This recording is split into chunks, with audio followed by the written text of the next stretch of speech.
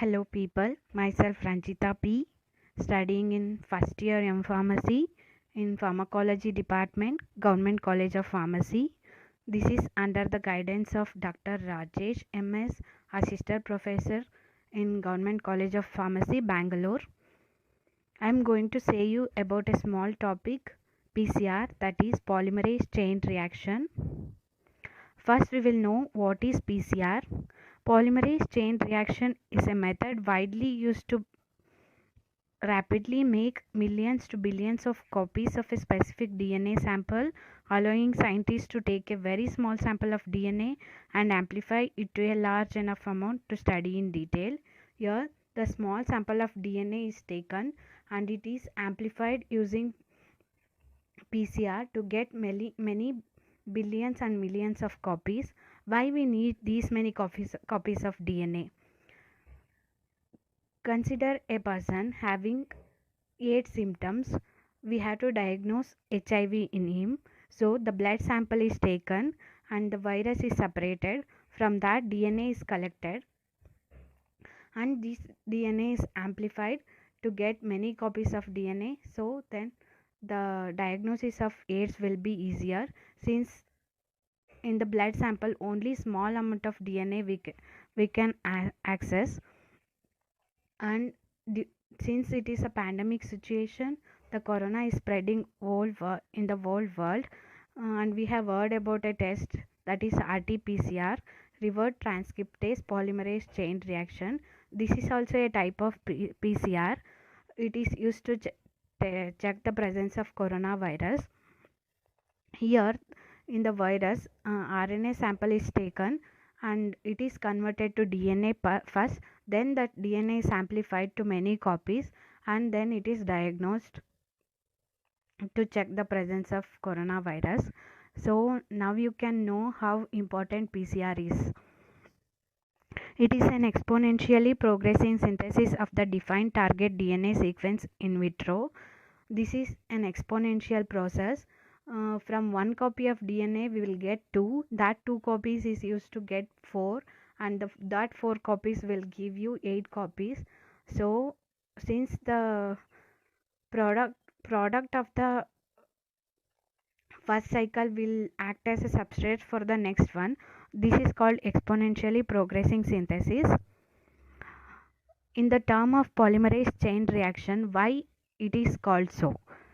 Why polymerase? Because the only enzyme used in this reaction is DNA polymerase. Why chain? Because the product of the first reaction becomes substrate of the following one, and so on. A short history. The PCR was originally developed in 1983 by the American biochemist Kary Mullis. He was awarded the Nobel Prize in Chemistry in 1993 for his pioneering work.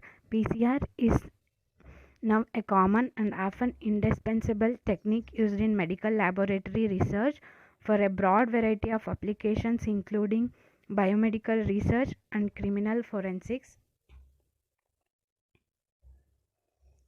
Principle. What is the principle behind our polymerase chain reaction?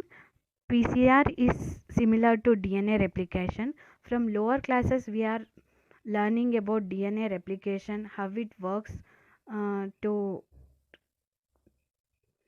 synthesize new DNA strand in the cells in our body. This PCR is also a similar technique. PCR is similar to DNA replication. DNA replication is the biological process responsible for the synthesis of 2 identical copies of DNA from one copy.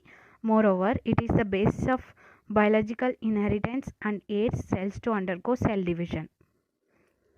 Then what is the difference between PCR and DNA replication? PCR is in vitro process. DNA replication is in vivo process. It takes inside the body. The enzyme responsible in polymerase chain reaction we use is TOC polymerase. The enzyme used in the DNA replication inside our body is DNA polymerase. PCR uses DNA primers. Then DNA replication uses RNA primers. The steps involved in DNA replication, as we know, initiation, prolongation and termination. PCR is also similar to that, where these process steps are called denaturation, annealing, and extension. Then components of PCR. What are the components used in the polymerase chain reaction? First is DNA template. DNA template is DNA target sequence. The DNA sequence which we need to amplify, that is called DNA template, which is the main component in the PCR reaction. DNA polymerase. We know in DNA replication, polymer acts as the builder, which adds nucleotides and forms new strands. In PCR also it is similar, but here we use Taq polymerase because Taq polymerase is heat stable. Since we use a higher temperature in the PCR reaction, Taq polymerase can withstand high temperature. So here the Taq polymerase is used. DNA polymerase sequentially adds nucleotides complementary to DNA strands at 3-OH of the bound primers and synthesizes new strands of DNA complementary to the target sequence. The most commonly used DNA polymerase is Taq DNA polymerase from Thermus aquaticus, a thermophilic bacterium, because of high temperature stability. PFU DNA polymerase from Pyrococcus furious is also used widely because of its higher fidelity, accuracy of adding complementary nucleotides. Another DNA polymerase, that is PFU DNA polymerase, also is used in the PCR technique. Then primers. We know that our polymerase knows to add nucleotides and can only propagate, and it doesn't know where to start. So primers are attached first and says where to get started. Then polymerase adds nucleotides and the reaction continues. Here, in DNA replication, RNA primers are used. In PCR reaction, DNA primers are used. Primers are synthetic DNA strands of about 18 to 25 nucleotides complementary to 3' end of the template strand. DNA polymerase starts synthesizing new DNA from the 3' end of the primer. Two primers must be designed for PCR. The forward primer, it is complementary to the 3' end of antisense strand, that is 3' to 5'. The reverse primer, it is complementary to the 3' end of the sense strand. If we consider the sense strand, that is 5' to 3' of a gene for designing primers, then forward primer is the beginning of the gene and the reverse primer is the reverse complement of the 3' end of the gene.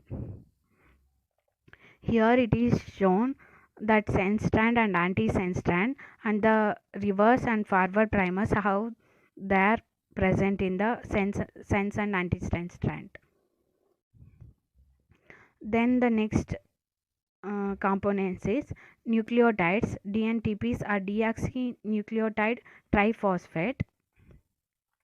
We know that DNA basic units are made up of ATGC and RNA is made up of AUGC. So these are needed to build the DNA. So these nucleotides are the acts as brick for building DNA. So we need these DNTPs.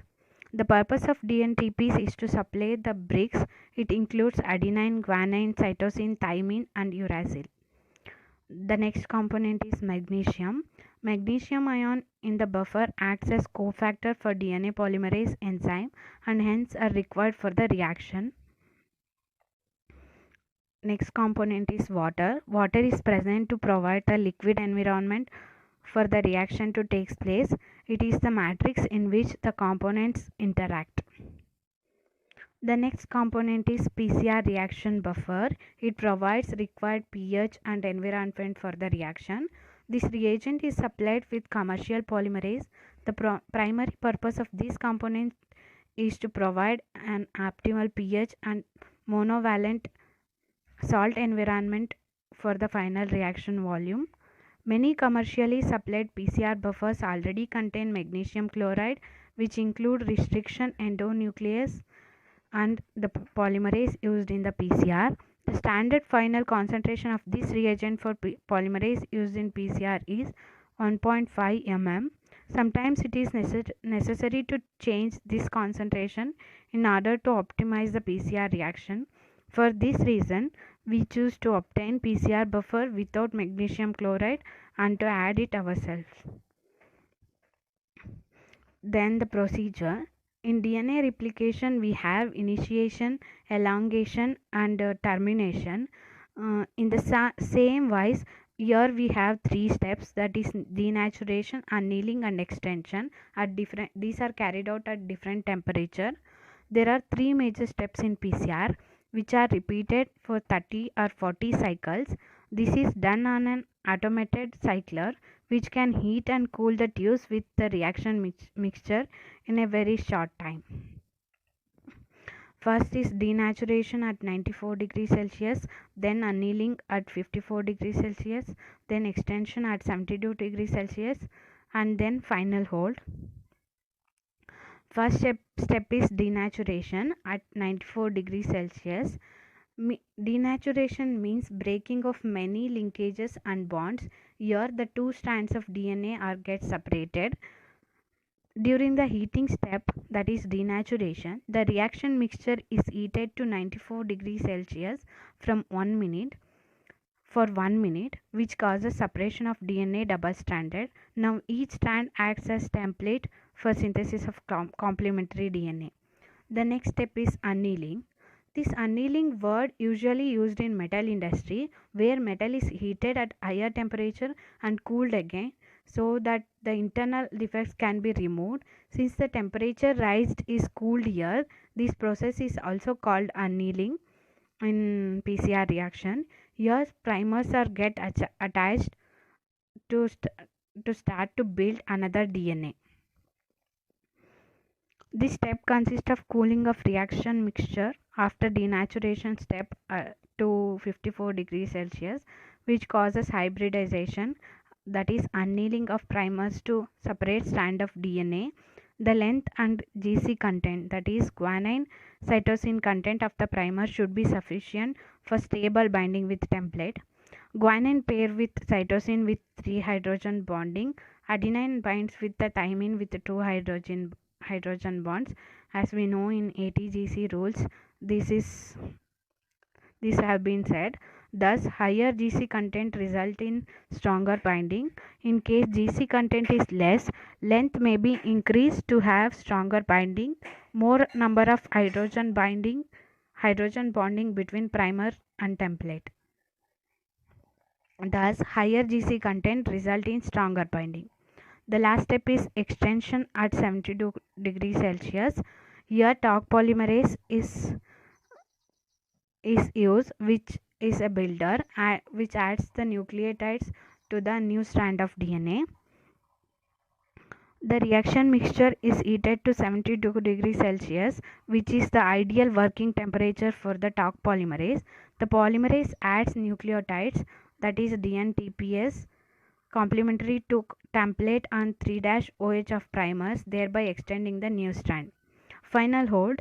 First three steps are repeated 35 to 40 times to produce millions of exact copies of the target DNA. Once several cycles are completed, during the hold step, 4 to 15 degrees Celsius temperature is maintained for short-term storage of the amplified DNA sample. Here the whole process of PCR is shown, means the one cycle is shown. We will have one copy of DNA. First step is denaturation, where it is heated to split to two strands. Then second step is annealing primers to start and end. Then copy with talc polymerase.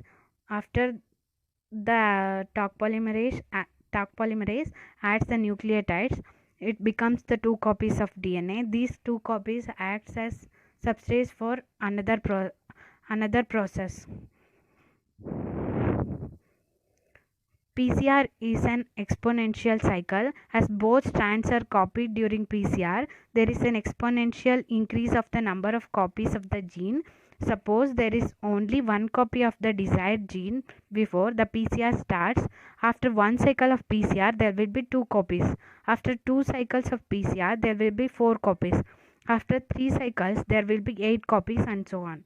As I already mentioned, that is PCR is an exponential process.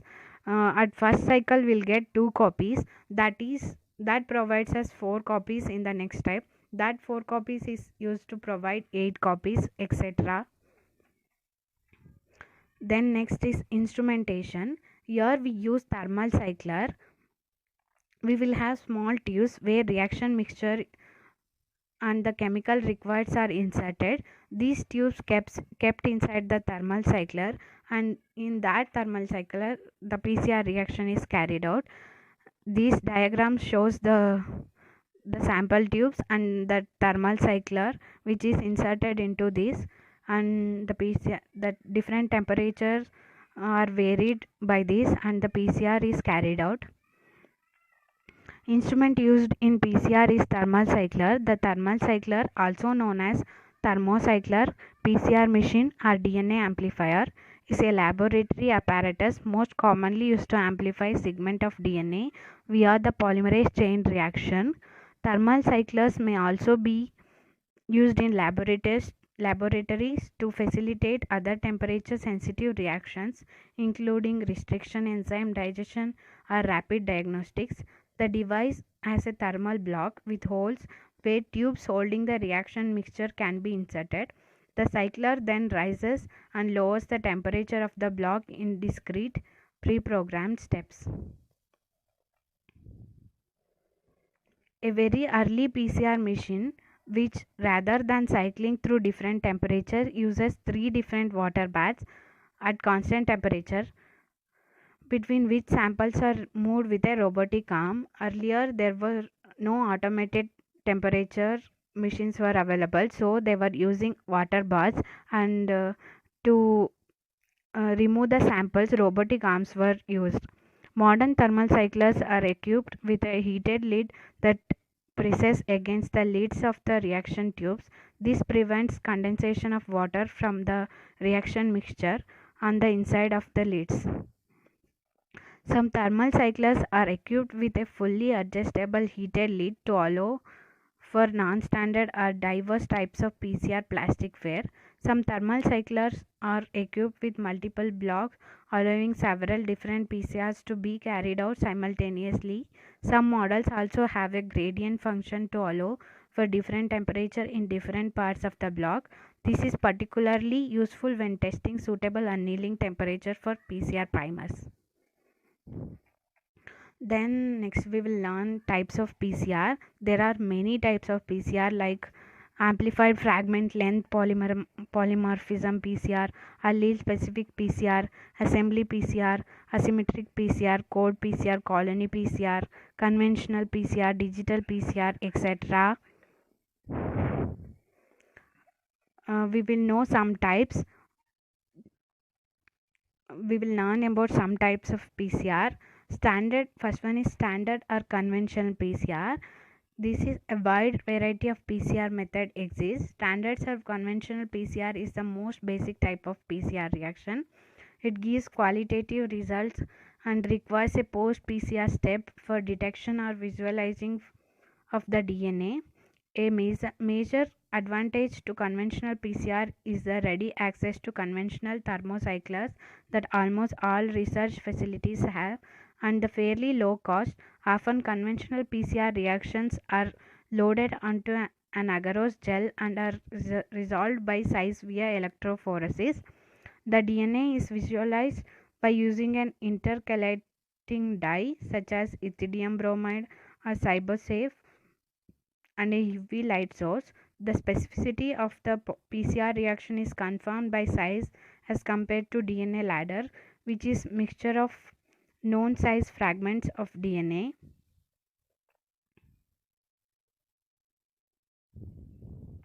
The bands may be isolated from the gel and the DNA can be purified and sequenced, which is a more dependable means of specific determination than sizing via comparison to a DNA ladder. Limitation of this type of endpoint PCR include low sensitivity and non-quantitative results.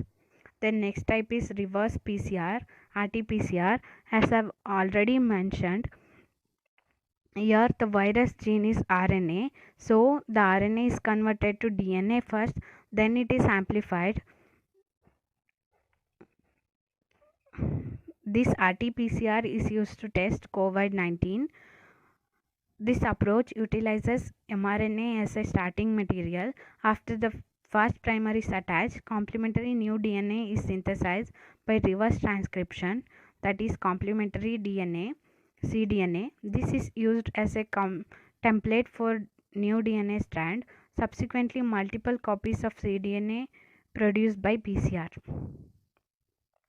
Next one is inverse PCR. In the inverse PCR, amplification of DNA of the unknown sequence is carried out from the known sequence. The target DNA is cleared with a restriction endonuclease which does not cut the known sequence but cuts the unknown sequence on the either side. The DNA fragments so formed are inverted and get circularized. DNA ligase is employed as a sealing agent. The circle containing the known sequence is now cut with another restriction enzyme. This cleaves only the known sequence. The target DNA so formed contains the known sequence at both the ends with target DNA at the middle. The PCR amplification now can be carried out. It may be noted that the primers are generated in the opposite direction to the normal, since the original sequence is inverted during circularization. Then next one is asymmetric PCR. PCR technique can also be used for the synthesis of single-stranded DNA molecules, particularly useful for DNA sequencing. In the asymmetric PCR, one primer is exhausted. The result is that in the next 5 to 10 PCR cycles, only single-stranded DNAs are generated. Next, we will learn the advantages of PCR testing. It is valuable for detecting specific pathogens that are difficult to culture in vitro or require a long cultivation period.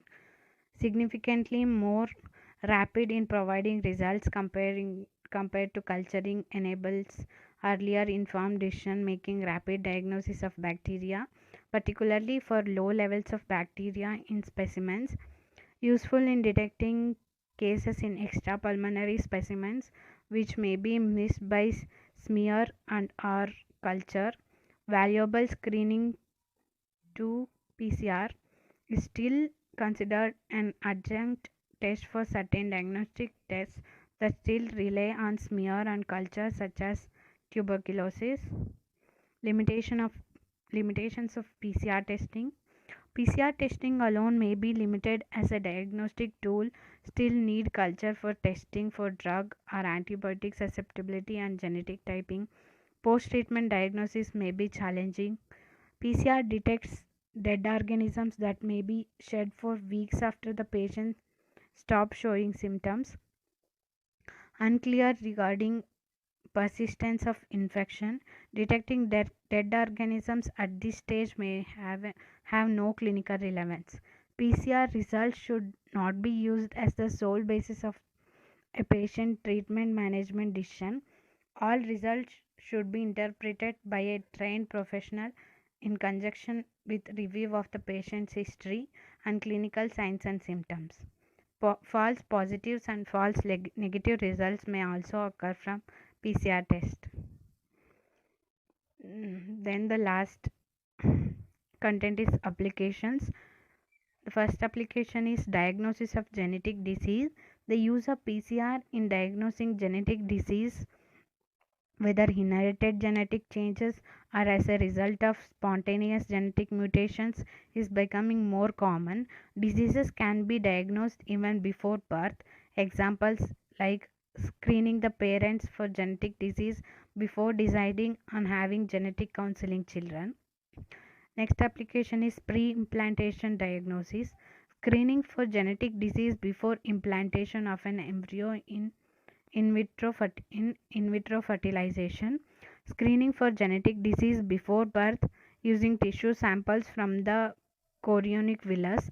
The chorionic villus is the membrane found between the mother and unborn baby. Fetal tissue from the amniotic fluid, the fluid around the unborn baby, or the small quantities of fetal DNA, that is DNA from the unborn baby. found in the mother's bloodstream, diagnosing inherited or spontaneous diseases, either as a result of symptoms or because of family history.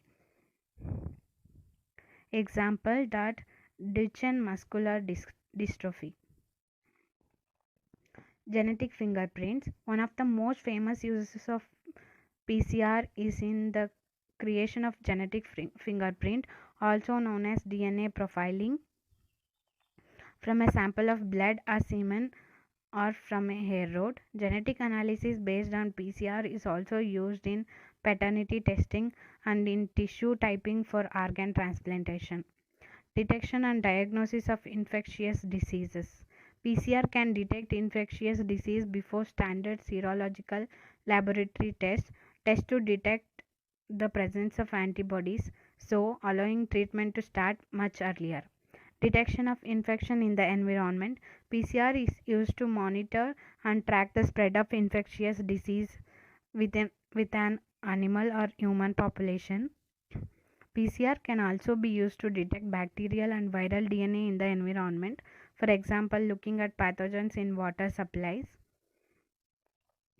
Then personalized medicine. PCR is used in personalized medicine to select patients for certain treatments. For example, in cancer, when patients have a genetic change that makes a patient more or less likely to respond to a certain treatment. PCR in research. PCR can be used to create copies of DNA for introduction into host organisms such as Escherichia coli in genetic engineering, and to amplify stretches of genetic material for Sanger sequencing, the Human Genome Project used in PCR. Other uses. PCR is used in archaeology to identify human or animal remains, including insects trapped in amber, and to track human migration patterns. Degraded DNA samples may be able to reconstructed during the early cycles of PCR. PCR can be used to differentiate between similar organisms such as ticks or work out relationships between different species. PCR can be used in analysis of gene expression, for example, looking at level of expression and when genes are switched on and off in physiological processes, including in health and disease. At the end, I would like to say that PCR is an amazing technique required in the field of diagnosis and research.